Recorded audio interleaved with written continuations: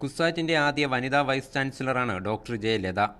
വിസിമാരുടെ നിയമനം രാഷ്ട്രീയത്തിനതീതമായി വേണമെന്ന ചിന്ത ബന്ധപ്പെട്ടവർക്ക് വന്നു തുടങ്ങിയെന്ന് ജെ ലത പറഞ്ഞു. പുതിയ വിസിയുടെ നിയമനത്തിൽ പ്രതിഷേധിച്ച് സിൻഡിക്കേറ്റ് സ്ഥാനം ഹൈബി ഈഡൻ MLA രാജിവെച്ച സംഭവത്തോട് പ്രതികരിക്കുകയായിരുന്നു ഡോക്ടർ ലത. ഇതൊന്നും ഒരു ചർച്ച ചെയ്യപ്പെടേണ്ട കാര്യമേ അല്ല. ഇടതുപക്ഷമെന്നോ വലതുപക്ഷമെന്നോ കോൺഗ്രസ്സെന്നോ അങ്ങനെയൊന്നും അല്ല.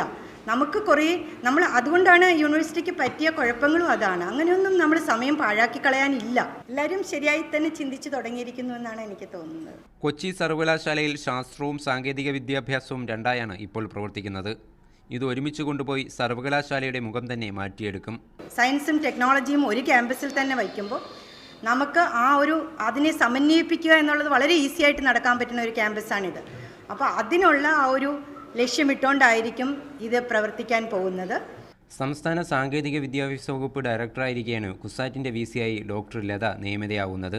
കുസാറ്റിൻ്റെ VC-ആയിരുന്ന ഡോക്ടർ രാമചന്ദ്രൻ കഴിഞ്ഞ ജനുവരി 3-ന് വിരമിച്ചതിനെ തുടർന്നാണ് പുതിയ VC-യുടെ നിയമനം.